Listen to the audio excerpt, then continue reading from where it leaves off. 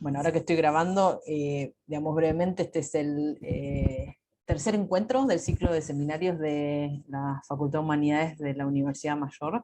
Y hoy tenemos un tema, una pregunta provocadora, de si existe la naturaleza humana, y nos viene a acompañar hoy para responder esta pregunta Héctor Velázquez, que es, para los que no lo conocen, doctor en Filosofía por la Universidad de Navarra en España, y es el director del Centro Sociedad Tecnológica y Futuro Humano de la Facultad de Humanidades de la Universidad Mayor de nuestra universidad.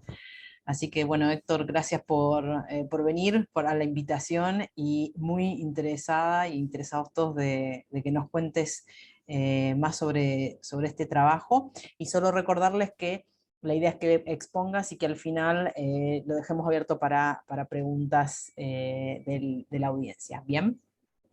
Muchas gracias, Mariana. Muy buenas tardes a todos. Gracias por la espera. Antes que nada, una disculpa porque tengo una desafortunada laringitis en este momento, entonces voy a intentar que se me oiga bien. Y bueno, platicar un poco estos minutos sobre una investigación que inició hace unos años con ocasión de un proyecto que fue propuesto y financiado dentro de un proyecto más grande que era para toda Latinoamérica, de la Fundación John Templeton, y ellos hicieron una convocatoria para proyectos globales, y entonces propusimos hace 4 o 5 años un proyecto sobre la naturaleza humana en el contexto de la sociedad tecnológica. Tuvimos un par de proyectos financiados al respecto, después una estancia de un par de veranos en la Universidad de Oxford para tratar este tema en diálogo con gente de filosofía, de ciencias, de antropología y de otras disciplinas. Y entonces el primer producto, digamos, o de los productos que han salido de esta investigación, que todavía tiene bastante por adelante, es un libro que saldrá publicado este mes de septiembre en España.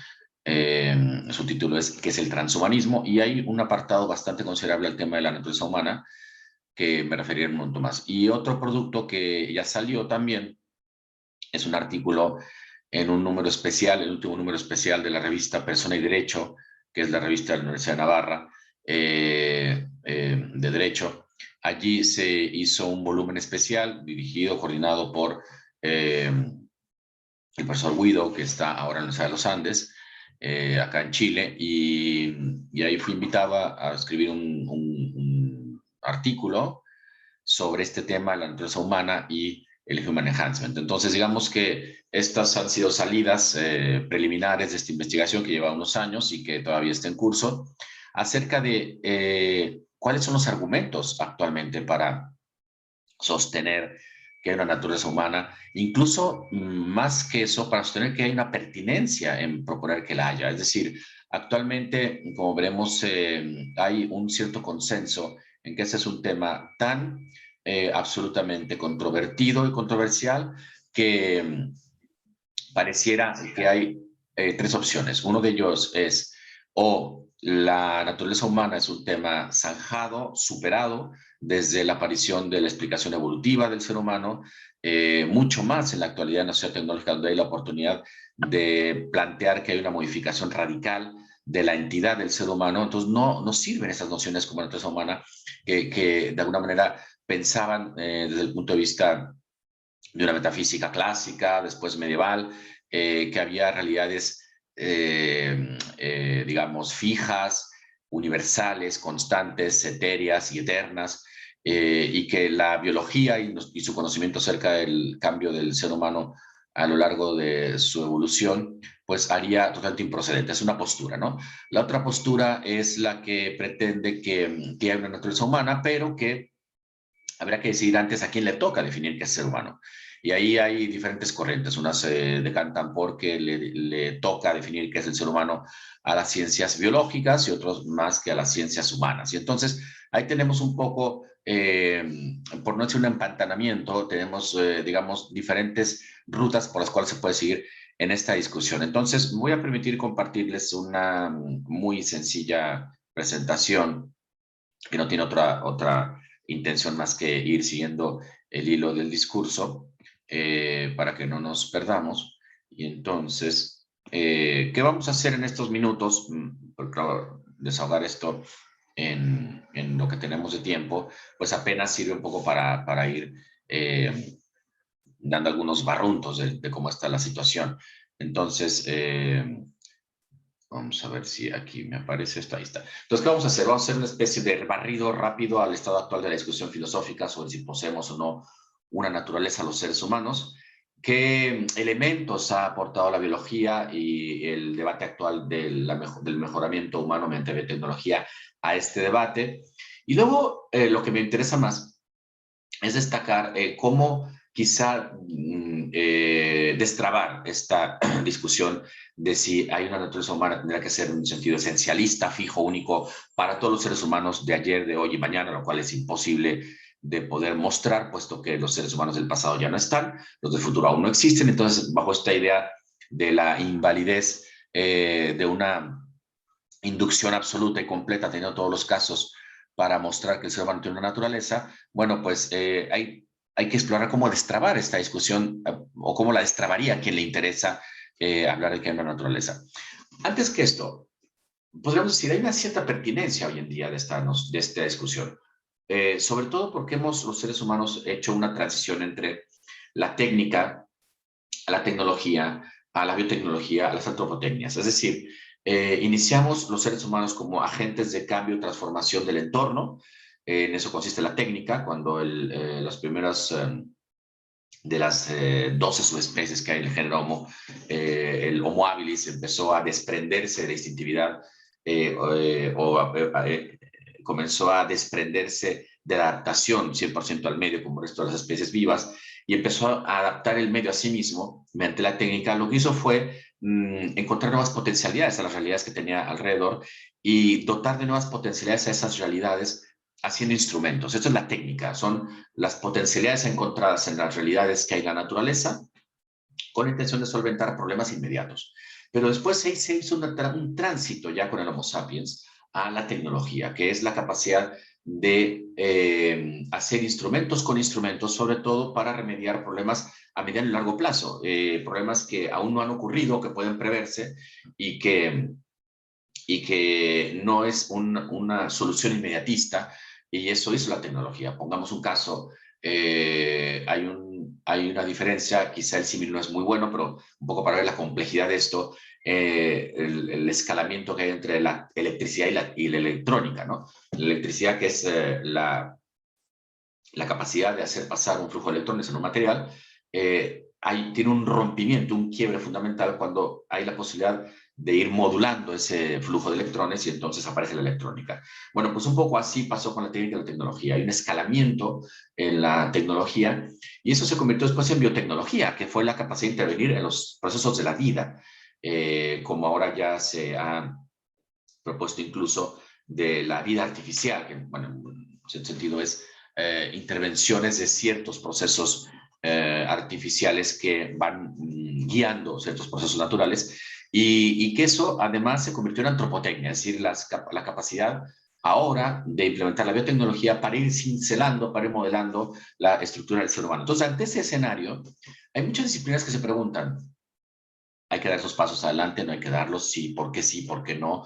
Hay que generar allí un criterio que nos permita decidir qué biotecnologías aplicar y cuáles no, qué biotecnologías emergentes aplicar en el ser humano, para qué fines, cuál es la frontera, a quién le toca decir la frontera. La frontera no la pone la ciencia per se, tiene alguna validez discursiva, moral, filosófica, otra disciplina, por ejemplo, las humanidades, para dirimir cuáles son las fronteras de ese ejercicio biotecnológico. O sea, estas son discusiones que tienen que ver con la existencia de la naturaleza humana. Por eso se ha vuelto a poner en la mesa, bajo esta idea, estos principios. Entonces vamos a hacer un poquito ese rastreo. Vamos a ver, entre la discusión contemporánea, entre los autores contemporáneos, más o menos se suele decir que hay dos sentidos de naturaleza humana, ¿no? Un primer sentido que tendría un corte explicativo sin alcances normativos, un sentido que referiría a lo que es el ser humano, pero digamos como una naturaleza que se cimienta en mecanismos hereditarios que dependen de la adaptación del sujeto a su entorno y que no son características fijas, esenciales o inmutables. Esa es una especie de noción técnica de naturaleza humana. Tiene un carácter explicativo, no normativo. Es decir, nos dice, naturaleza humana es un concepto que nos dice qué es el ser humano, cómo identificarlo, cómo diferenciarlo, cómo ubicarlo, cómo distinguirlo, sin ningún tipo de pretensión normativa. Y el segundo, que será un sentido divulgativo, digamos, para los grandes públicos, para el público no técnico, para el público de una cultura media, digamos, más o menos global, que sería, a ver si podemos cerrar el micrófono. Bien. Entonces, gracias. Entonces, hay un sentido divulgativo, decía que es solamente descriptivo, que curiosamente pretende que nuestro fenotipo está fijo, es peculiar, es esencial, es independiente de los cambios del entorno, somos los seres humanos lo que somos y así nos distinguimos desde que somos seres humanos, es decir, la aparición del sapiens, como lo conocemos hoy, no más allá de unos 200.000 años, ¿no? Como lo conocemos hoy, habría configurado una entidad fija, definitiva, única y común a todos los seres humanos. Serían como dos grandes nociones. El debate filosófico sobre si existe una naturaleza humana o no se ha inclinado en nuestros últimos 150 años a favor de la variante técnica más que la divulgativa, es decir, la discusión va en torno a qué entender por naturaleza humana cuando esto intenta llegar a una noción que no tenga ningún tipo de carácter normativo, es decir, que no sirva de referencia para saber qué hacer y qué no hacer, para saber hasta dónde llegar y no llegar en la intervención con la naturaleza de este ser. Y la contraparte divulgativa, pues bueno, es considerada más bien para públicos, digamos, que se contentarían con imágenes culturales del ser humano que no necesariamente tienen un rigor especial filosóficamente hablando, ¿no? Bueno, pero dividir así este asunto no parece zanjar del todo el problema. Es decir, no puede uno decir, bueno, pues muy bien, yo me adhiero a la noción técnica de naturaleza humana, que tiene un componente técnico, que quizá, como le vemos un momento más, le pertenece más a las ciencias biológicas determinar.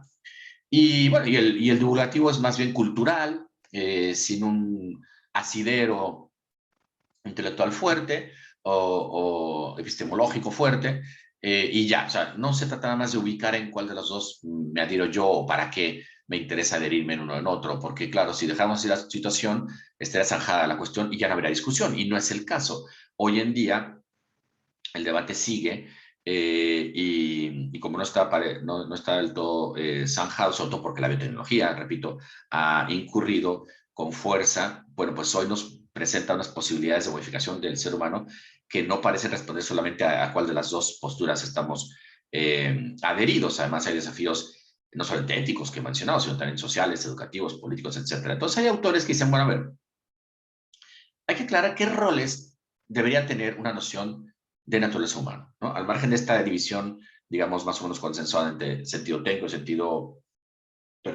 sentido divulgativo, habría que aclarar qué rol epistémico, es decir, qué rol para el entendimiento de la realidad tendría que tener una noción como naturaleza humana. Entonces, algunos dicen, bueno, habría que tener una noción, un primer rol, digamos, que sea una noción definitoria, clasificatoria, que nos dijera límites de lo humano frente a lo que no es humano, y que de alguna manera fuera un referente, pero, de nuevo, un referente epistemológico, es decir, de comprensión de esa realidad en contraste con otras, no como un referente ético, un referente ontológico que nos diga cómo son las cosas o cómo es de suyo el ser humano, ¿no? Un segundo rol de una noción como naturaleza humana, donde fue una descripción que nos dijera un conjunto de características de lo que es la vida humana, ¿no? Y que la vuelva un algo que explicar, un explanandum, es decir, un tema, porque vamos a ver, tenemos muchas disciplinas que hablan del ser humano, la fisiología, la medicina, la misma biología, disciplinas como la sociología, como la economía, y son disciplinas que nos hablan del comportamiento del ser humano, pero no quedaría claro qué disciplina le toca hablar de la naturaleza humana como tal. Si las humanidades alzan la mano y dicen a mí me toca hablar de ella, habrá que decir a cuál le toca y en qué sentido. Es decir, la noción de naturaleza humana serviría para convertir en el contexto de las humanidades a la naturaleza como un explanandum, como una realidad que puede ser explicada. Ese es un segundo rol, según algunos autores. Otros dicen, bueno, no, naturaleza humana no basta con que sea un explanandum, es un explanans, es decir, es una noción que sirve para explicar algo, que sirve para dar cuenta de, que sirve con un sentido causal, con un sentido determinante y contextualizador que me dice, esto sucede porque esto es humano. Esta conducta fue de tal o cual manera porque esto es lo que hace el ser humano. Es decir, una noción que nos dijera cuáles son los mecanismos o factores que explican por qué los seres humanos se comportan y se caracterizan con las condiciones diferenciales que les peculiarizan. Entonces, digamos que en ese sentido, la versión técnica podría decir, bueno, pues yo cumplo con el primer rol, tengo un rol definitorio, las ciencias biológicas vienen en mi auxilio para definir qué se entiende por ser humano, pero sin intenciones ontológicas yo voy diciendo lo que hasta ahora podemos decir digamos, en el corte de caja evolutivo, hasta dónde va la evolución humana, y esto es lo que hasta ahora la evolución ha arrojado como resultado de ese proceso por ser humano. No se adheriría tanto el sentido técnico al segundo rol y mucho menos al tercero, porque el tercero tiene un fuerte componente causal. Esto quizá dejaría a la noción divulgativa en el segundo y en el tercer rol, según esta clasificación que hemos dicho, ¿no? Entonces, de alguna manera, la naturaleza humana y su tematización se vio muy beneficiada cuando irrumpió la biología en la escena, porque gracias al componente biológico es que pudimos nosotros de alguna manera diferenciar qué ir entendiendo por la estructura de lo que se entiende por ser humano. Y en ese caso, la biología, pues digamos que la manera como planteó la definición, el referente, la designación, la pecularización del humano fue en función de la noción de especie, una noción que es también biológicamente muy controvertida porque hay diferentes maneras de plantearlo, no hay hoy en día una única manera de entender la noción de especie biológica. Desde el siglo XVIII se planteó que era el conjunto de individuos interfecundos, pero claro, esto hoy por hoy no es definitivo porque hay la interfecundidad tanto horizontal como vertical, es decir, hay individuos que son interfecundos, pero son de especies diferentes y hay individuos que son de especies diferentes y son interfecundos, ¿no? Entonces, aquí hay una cuestión que alude al proceso de reproducción que después se orientó al proceso de la morfología, la caracterización de la morfología desde el punto de vista de los organismos, que tiene que ver con perturbaciones internas, externas, genéticas, epigenéticas, metabólicas, exogenéticas, que es también el criterio genético para determinar la especie, pero en ninguno de estos casos, la especie, obviamente, desde el punto de vista biológico, esto lo sabemos a partir de final del siglo XVIII en adelante, puede servir para, en un sentido, digamos, traducible la noción filosófica de especie, ¿no? La especie, en sentido filosófico, sobre todo desde el punto de vista más de una tradición predicamental lógica de cuño más medieval o más dialógico, era una categoría para poder identificar la caracterización de un individuo dentro de un grupo determinado, ¿no? Entonces yo tenía una estructura formal, una estructura de características formales que permitían decir, me permitían referirme a algún individuo con tales y cuales condiciones. Entonces era una especie, ¿no?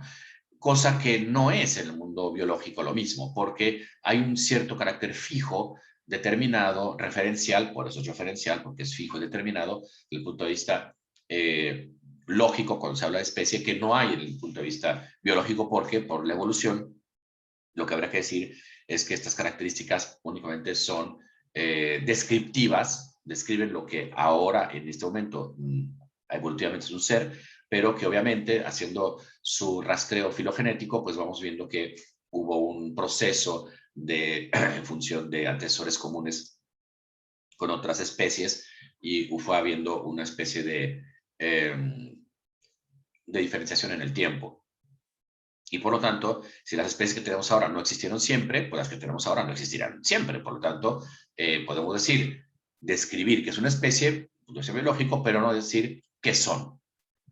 O que esa especie que muestran es su entidad. Eso no existe posibilidad alguna de establecerlo. Entonces, uno se pregunta, bueno, y bueno, antes de entrar a este asunto, uno se pregunta, bueno, y la naturaleza humana, entender la naturaleza humana en este contexto, necesariamente deberá tener un componente esencialista, fijista, que se pudiera predicar, hablar, establecer de una buena vez y para siempre en todos los seres humanos. Eso habría que matizarlo muchísimo, ¿no?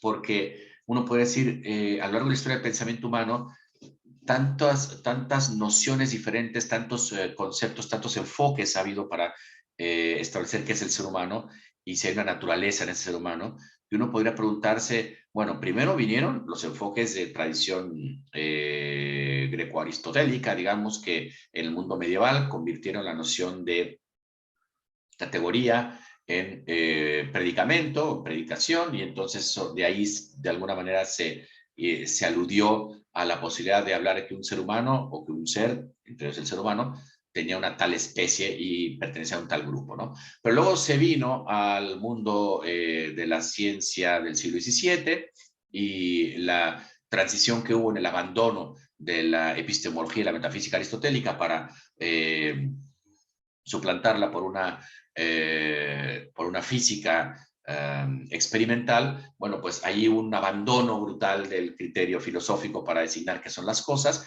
y entonces fue traducido o fue sustituido por una manera de describir cómo son las cosas, no para decir qué son, sino describir cómo son. Y en ese sentido, después habrá venido el mundo biológico del siglo XIX, XVIII, XIX, para decirnos cómo van siendo las cosas, ¿no? No como son en una descripción, sino qué descripción se me permite ir dando, porque hay un proceso evolutivo.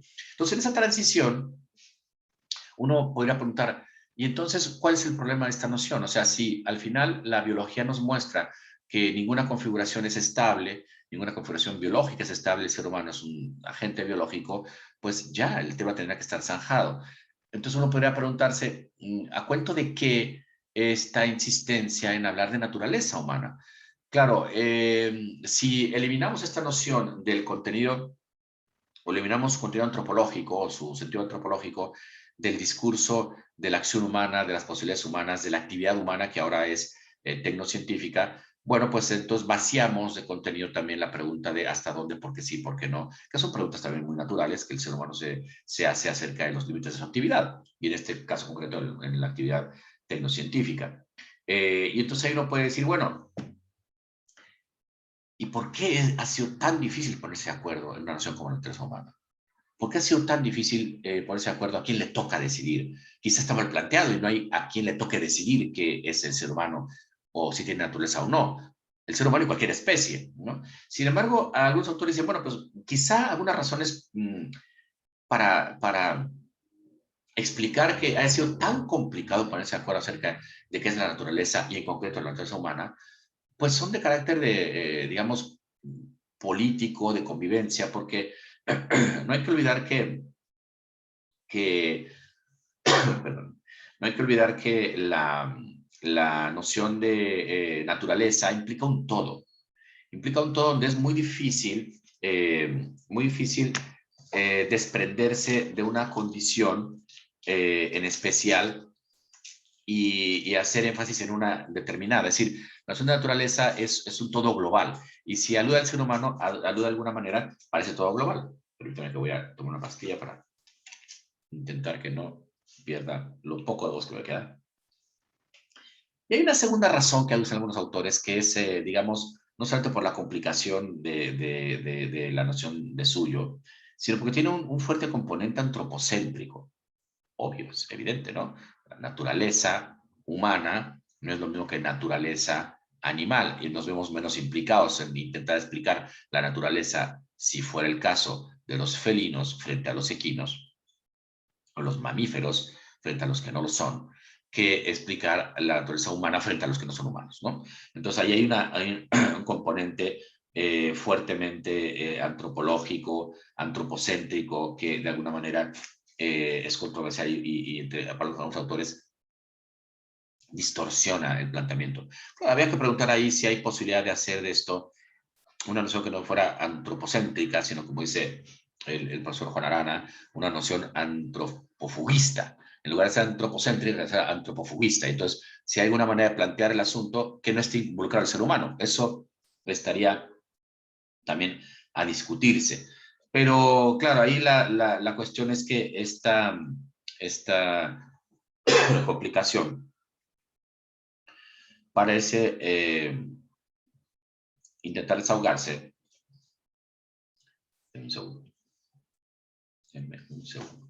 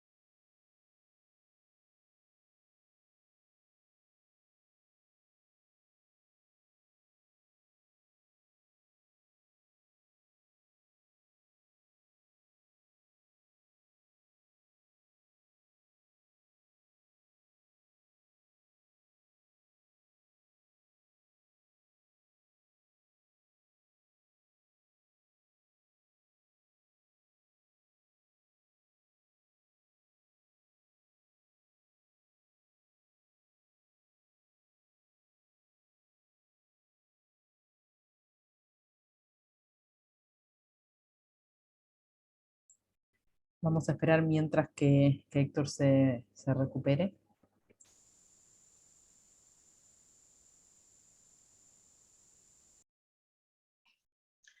Muchas gracias. Perdón por la... Bien, entonces, decía yo que esta preocupación se intentó decir que fuera una noción especialmente antropocéntrica, se intentó resolver estableciendo que en última instancia este tema le tocaba más bien a la biología y era de sede biológica.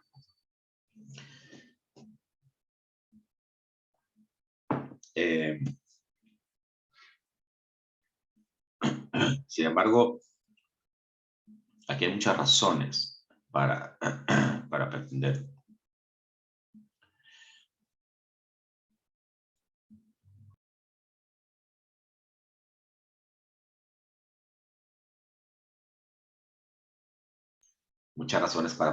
que la biología más bien da herramientas para no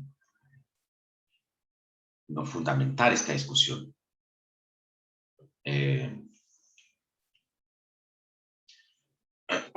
Hay un tránsito en las ciencias biológicas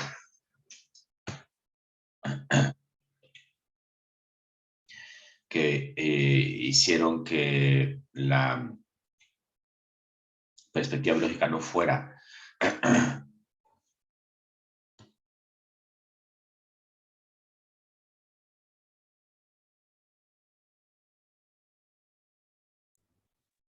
qué pena, no fuera de este tipo, no fuera un argumento, no fuera un discurso esencialista, sino al contrario, que diera elementos para que no se regresara a él. Es más, ya en el siglo XXI ya tenemos una noción completamente excluyente desde el punto de vista genético, desde el punto de vista fisiológico, de una noción esencialista de la naturaleza humana, por lo que decíamos del componente evolutivo. Desafortunadamente, el apartado que queda leer, que es un poco extenso al respecto, lo voy a saltar, pero, pero hay complicaciones, por ejemplo,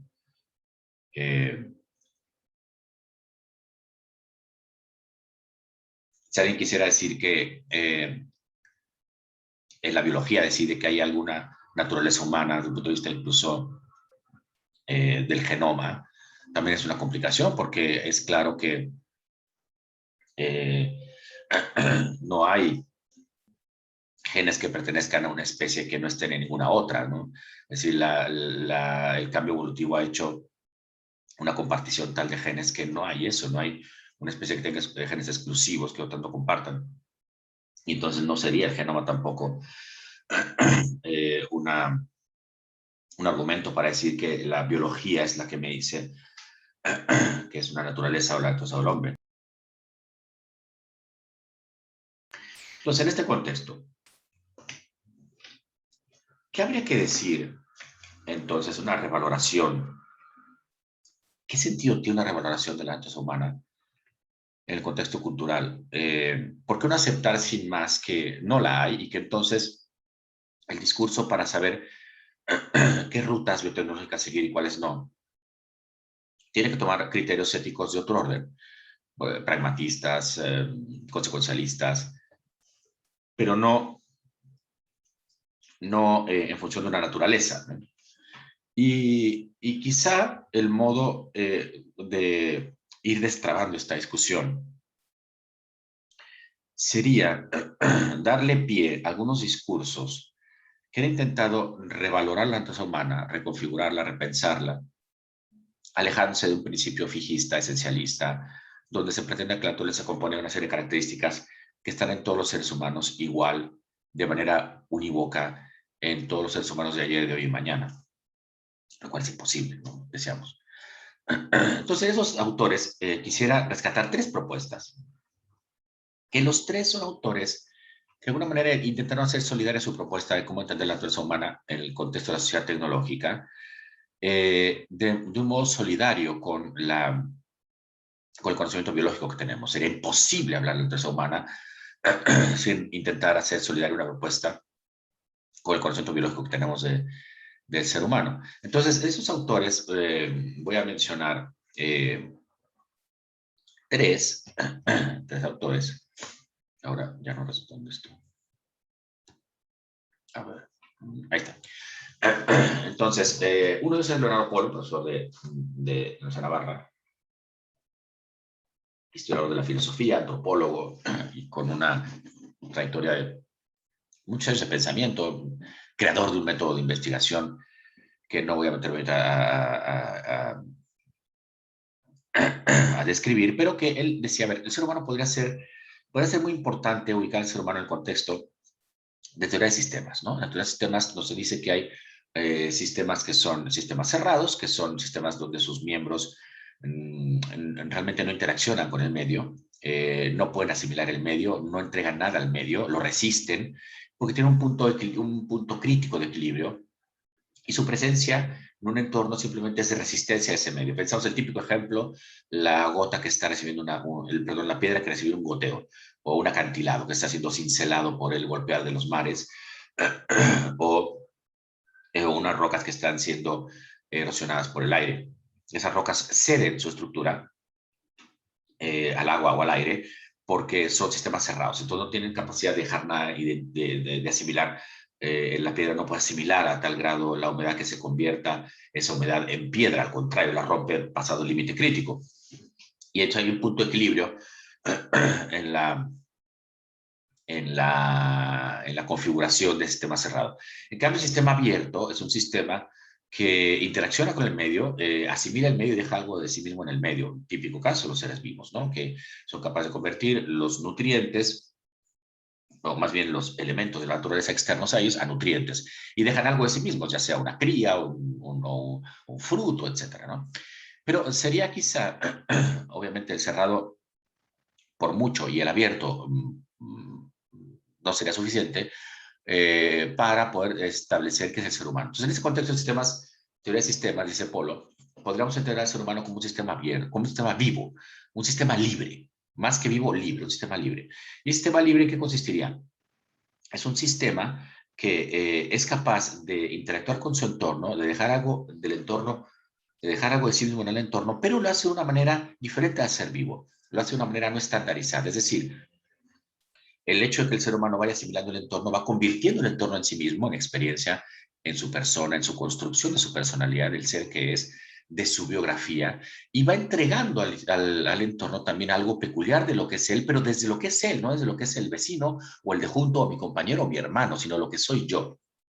Entonces, esa entrega, esa interacción que va haciendo con el entorno, es una interacción de otro tipo de sistema, el sistema libre, y tiene un punto crítico también, tiene un punto de equilibrio, porque así como demasiado contexto, demasiado entorno aniquila al sujeto, en el caso de ser vivo, porque demasiado sol aniquila la flor, demasiada agua ahoga a un animal, así también pasaría con el sistema del ser humano si fuera un ser vivo nada más. Es un sistema libre, es decir, tiene un punto de equilibrio que es la vida que le permite gestionar el entorno, que eso ya es una cuestión que Polo va comentando en favor de las virtudes, ¿no? Las virtudes son la manera como el ser humano va gestionando su presencia en el entorno. Es una manera novedosa de plantear, a ver, se puede hablar de una naturaleza humana en función de la teoría de sistemas para entender qué lo peculiariza, cómo es la presencia peculiar del ser humano en ese entorno. Es una peculiar presencia biográfica que va generando interioridad, intimidad, que va comunicando esa interioridad, esa intimidad en función de la interacción con el entorno. Otra propuesta que es de McIntyre, que recoge el profesor Alfredo Marcos en un par de libros que acaba de publicar hace poco, es la propuesta de visualizar al ser humano como un conjunto dinámico de realidad corpórea, con un componente racional y una dimensión social.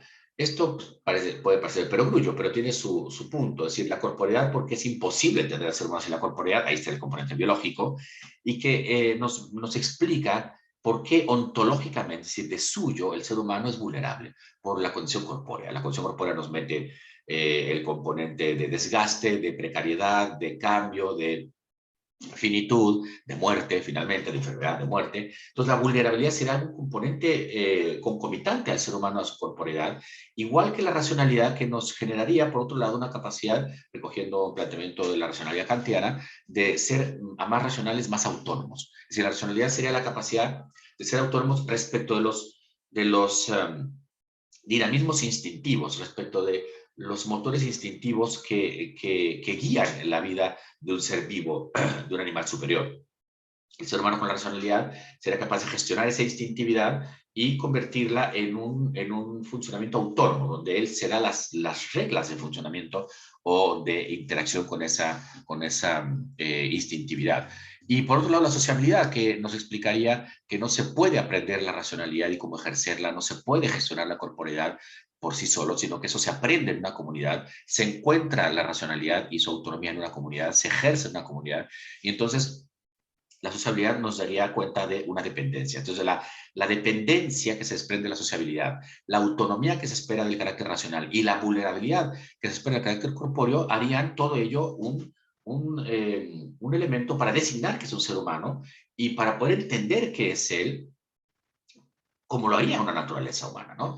Y esto dividido de manera, digamos, didáctica, pero que estará intrínsecamente unido. Es decir, la vulnerabilidad será autónoma, la autonomía será dependiente, la dependencia será vulnerable, es decir, porque la sociabilidad es corpórea, la corporeidad es racional, la racionalidad será social.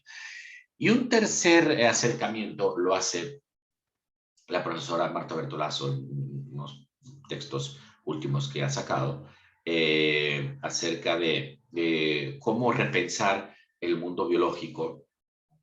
Ella es una estudiosa sobre todo de la ontología del cáncer, en función de la nueva ontología del ser vivo que se va trabajando desde un pluralismo un pluralismo epistemológico y un pluralismo ontológico. Es decir, que no hay una sola manera de acercarse a la realidad, hay una sola manera de explicarla y no hay una sola manera de ser. Esto que podría también parecer alguno también perogrullo, porque es una gran discusión muy pertinente en filosofía, y que entonces ella dice, así como la biología hemos encontrado que el ser viviente tiene que ser configurado como un todo entramado en función de su hacer, su origen y su involucrar, es decir, sus funciones, su origen genealógico y su contexto. Es imposible entender al ser vivo sin ello.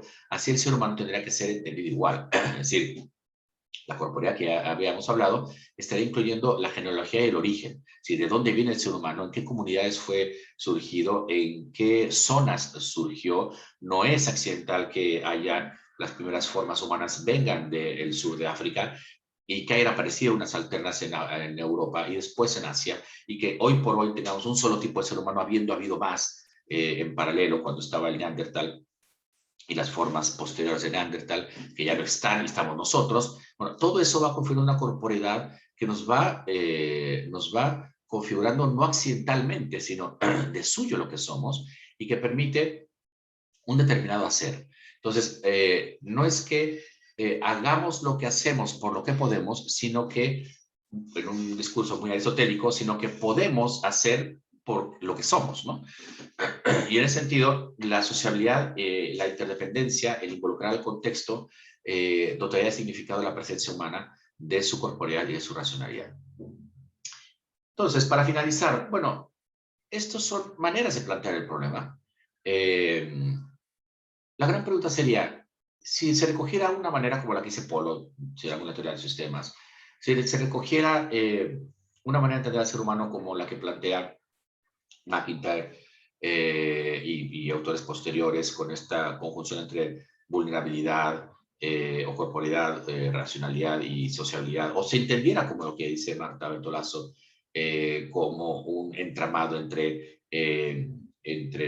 genealogía, funcionalidad y contexto, porque el ser humano es un ser vivo y sería imposible entenderlo diferente al ser vivo, como se entiende hoy.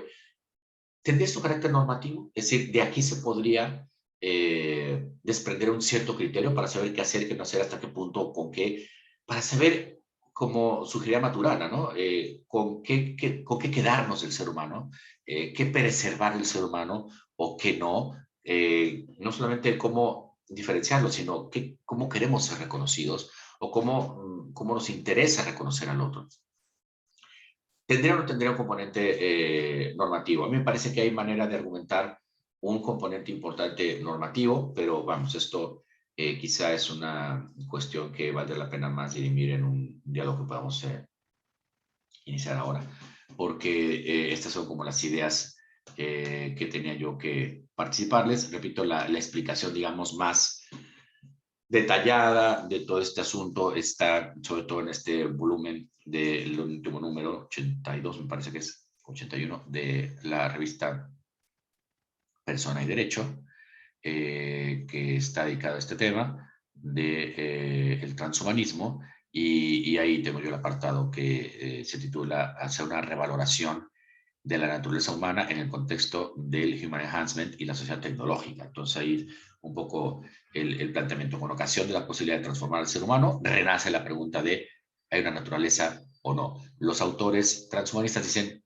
no puede argumentarse a la naturaleza como una razón para no intervenir en el ser humano, porque no hay naturaleza. Eso nos lo dice claramente la biología. Y otros dicen, ¿y por qué la biología tendría que decidir? Y otros dicen, pues porque somos seres biológicos. Entonces ahí es la recuperación de esta discusión. Si hay una manera de desentrampar esta discusión, me parece que es buscar caminos de comprensión de la condición humana, donde esté intrínsecamente supuesta la condición biológica y corporal, pero donde nos permita a nosotros diferenciar que hay comportamientos que no son comunes con otros seres y que son comunes a los seres vivos y que son de esperar en los seres vivos que irán viniendo a la vida, y que eran comportamientos o condiciones que podíamos rastrear en la biografía de los seres humanos que ya se fueron. Y con eso ir haciendo quizá más que una comunidad de naturaleza humana, que puede parecer sonar ya un poquito trasnochada por el carácter fijista que la filosofía moderna, sobre todo, le impuso esta noción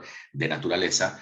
Quizá hablar de la familia humana, como sugiere en el momento Alfredo Marcos, la familia humana, como esta especie de conjunto de sujetos que tienen estas características que habría que no solamente recuperar, sino preservar, continuar y fomentar. Bien, Mariana, pues esto es lo que yo tenía como para comentar. Gracias, Héctor. Si quieres lo que podemos... Ah, eso, dejar de compartir y... sí, toma.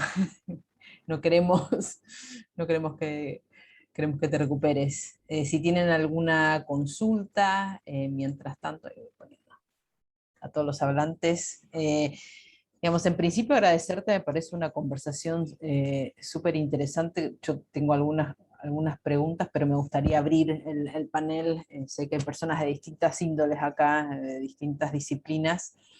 Eh, y yo en algún momento te había sugerido, Héctor, que tal vez, no sé si tenías alguna pregunta, digamos, como para digamos, una pregunta para la reflexión, ¿verdad? De todos modos, Sergio Sepúlveda dice, si podrías repetir la revista que mencionaste del capítulo 81. Quizás lo puedes Sí, tuitear aquí. sí, ahora al menos la pongo. Sí, la voy a buscar aquí y la pongo. Sí, es la revista Persona y Derecho, por ahora la pongo. Sí, una pregunta que es, creo que pertinente es esa, ¿no? La de eh, ¿hasta qué punto podría ser normativa una noción de naturaleza humana? Es decir, ¿hasta qué punto una noción como esta, con todas las salvedades que hemos descrito, sería regulativa en nuestras acciones? Porque ese es el punto fundamental. Para quien propone que no debe haber una regulación en función de la naturaleza, se dirige al discurso biológico, ¿no? Pero estas otras propuestas plantean que hay un carácter normativo. Entonces, si rescatáramos que el ser humano es un sistema libre, si rescatamos que es un sistema o que es un ser con estas tres características, vulnerabilidad corporal, inteligencia autónoma y sociabilidad dependiente, o bien un sujeto que es el fruto de la acción, el origen y el contexto, ¿qué tan normativo es eso? ¿Qué tan referente para decir tales acciones no debemos hacerlas o tales no, tales comportamientos sí, tales no? ¿Alguien si quisiera comentar al respecto o tiene alguna una consulta?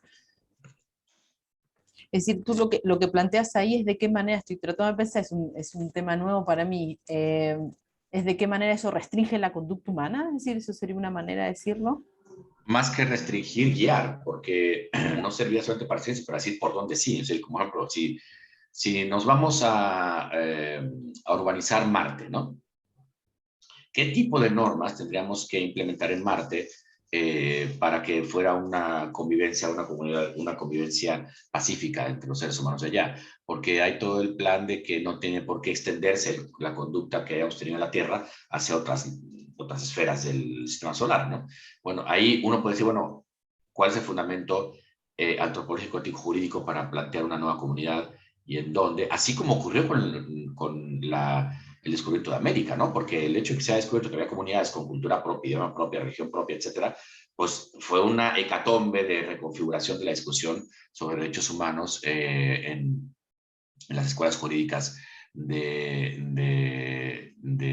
la Europa del siglo XVI. Entonces, un poco es eso, o sea, si tenemos naturaleza humana, si la hay, y se puede llegar a ella, como pretenden estas propuestas, al margen de las que dicen que no, qué tan normativo sería su carácter, ¿no? Porque el gran argumento para decir que no deben ser, no debe existir una naturaleza, es porque hay disciplinas que piensan que la existencia de la naturaleza sería una manera de anular la libertad de investigación, etcétera, ¿no? A mí lo primero que se me cruza es el tema de la moral, que en ningún momento lo tocas, no sé si eso es algo que surge, digamos, en las discusiones, pero digo, si estás hablando de lo normativo y lo prescriptivo, ¿no? De lo que debería ser, ¿qué rol juega lo moral, digamos, diría el concepto de la religión dentro de, sobre todo lo moral, la moralidad de una sociedad, que obviamente depende del contexto, en la prescripción de la conducta humana? O lo que lo debería hacer el ser humano. Sí, bueno, antes ya puse en el chat la revista, el número al que aludía yo, de Página de Derecho.